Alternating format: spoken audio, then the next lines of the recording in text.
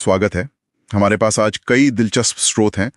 समुद्री कानून में कुछ नए बदलाव दिख रहे हैं, मौसम का एक बड़ा ही हैरतअंगेज रिकॉर्ड सामने आया है, फिर आरबीआई के कुछ नए नियम हैं और टेक्नोलॉजी की दुनिया से भी कुछ खास अपडेट्स हैं। तो हमारा मिशन यही है कि इन सब अलग अलग जानकारियों से मतलब जो जरूरी बातें हैं उन्हें निकालें और समझें कि इनका मतलब क्या है, ये क्यों मायने रखती हैं। बिल्कुल। तो चलिए शुरू करते हैं। हाँ, और हम देखेंगे कि कैसे ये अलग अलग सी लगने वाली कड़ियां, चाहे वो ग्लोबल नियमों से जुड़ना हो या मौसम के बदलते मिजाज या फिर नई तकनीकें, ये सब मिलकर एक बड़ी तस्वीर कैसे बनाती हैं। अच्छा, तो शुरुआत करते हैं समुद्र से। अभी हाल में 2 नए समुद्री बिल पास हुए हैं।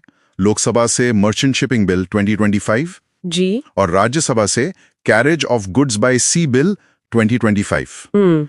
ये हमारी शिपिंग इंडस्ट्री के लिए मतलब काफी बड़े बदलाव लग रहे हैं। हाँ बिल्कुल। ये जो मर्चेंट शिपिंग बिल है वो काफी अहम है। ये भारत के समुद्री कानूनों को मारपॉल जैसे अंतर्राष्ट्रीय समझौतों के साथ लाता है। मारपॉल? हाँ, वो प्रदूषण वाला ना। जी बिल्कुल। जहाजों से होने वाले प्रदूषण की रोकथाम के लिए अंतर्राष्ट्रीय समझौता।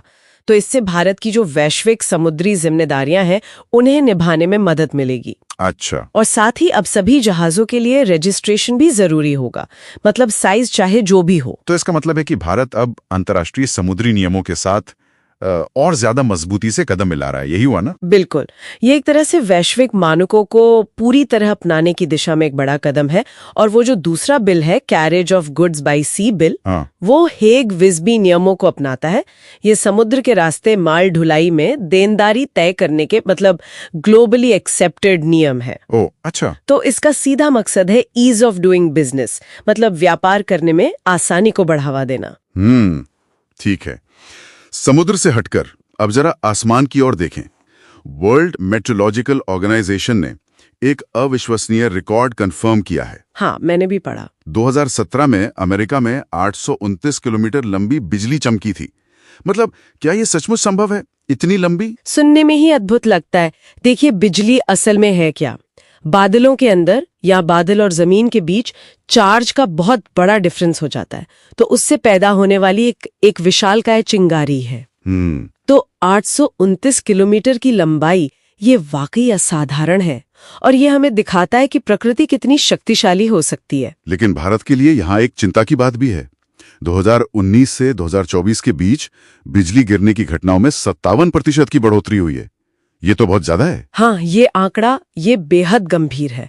हालांकि एनडीएमए मतलब राष्ट्रीय आपदा प्रबंधन प्राधिकरण वो रोकथाम के लिए दिशा निर्देश जारी करता है और आईएमडी मौसम विभाग पूर्वानुमान भी देता है। हाँ वो तो है। पर घटनाओं में इतनी तेजी से वृद्धि ये बताती है कि हमें शायद जलवायु परिवर्तन के इन प्रभावों के लिए मतलब और बेहतर तरीके से तैयार होने की जरूरत है। चलिए अब जरा अर्थव्यवस्था की तरफ चलते हैं।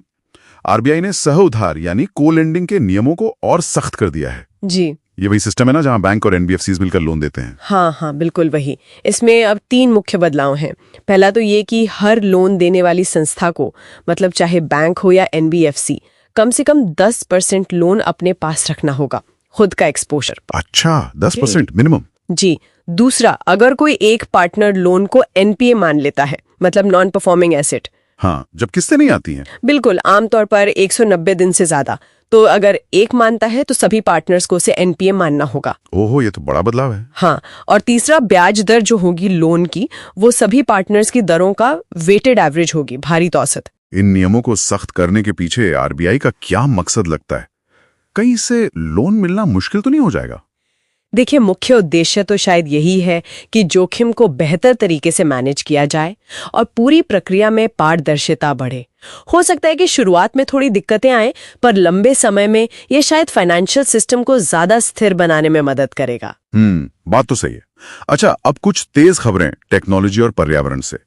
एक तरफ भारत सरकार अपना एआई मॉडल बना रही है, भारत जेन एआई। जी, भारत जेन एआई। हाँ, और इसे सरकार फंड कर रही है।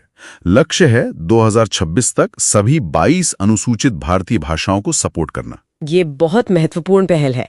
भारत की जो भाषाई विविधता है उसको टेक्नोलॉजी में सही जगह देना ये बहुत जरूरी है। बिल्कुल। और दूसरी तरफ वैज्ञानिक अब बायोडाइवर्सिटी को बचाने के लिए eDNA यानी eDNA एनालिसिस जैसी नई तकनीकों का इस्तेमाल कर रहे हैं। eDNA ये क्या होता है? मतलब पानी या मिट्टी का सैंपल लेकर ही पता चल जाता है कि उस इलाके में कौन कौन से जीव जंतु मौजूद हैं उनके डीएनए के अंशों से। अरे वाह! हाँ, तो ये संरक्षण के काम को काफी आसान बना सकता है। और इसी दौरान दुनिया के दूसरे हिस्सों से भी खबरें थी। सूडान में वो मानवीय संकट गहरा रहा है, यूएन ने चिंता जताई है। हाँ, वो बहुत दुखद है। और दक्षिणी फ्रांस के जंगलों में आग, ये शायद बदलते मौसम का ही एक और संकेत है। बिल्कुल, ये घटनाएं हमें याद दिलाती हैं कि हम एक ऐसी दुनिया में रह रहे हैं जहाँ कई तरह की चुनौतियां एक साथ चल रही हैं, मानवीय भी और पर्यावरणीय भी। तो आज हमने कई अलग अलग विषयों को देखा। हाँ। समुद्री कानूनों का आधुनिकीकरण, मौसम के वो हैरान करने वाले रिकॉर्ड्स और बढ़ती चिंताएं, वित्तीय नियमों में स्थिरता लाने की कोशिश, और भाषा और पर्यावरण के लिए नई टेक्नोलॉजी भी। हाँ, और इन सबको अगर एक साथ देखें तो एक पैटर्न सा दिखता है। भारत वैश्विक मानकों के साथ जुड़ने की कोशिश कर रहा है, जलवायु परिवर्तन के प्रभावों से जूझ रहा है, चाहे वो बिजली हो या आग। सही। अपनी वित्तीय प्रणाली को मजबूत कर रहा है और साथ ही टेक्नोलॉजी में भी मतलब राष्ट्रीय स्तर पर अपनी क्षमताएं बना रहा है, जैसे भारत जन AI। सब कुछ कहीं ना कहीं जुड़ा हुआ लगता है। यहाँ पर एक सवाल मैं सोचने के लिए छोड़ना चाहूंगा।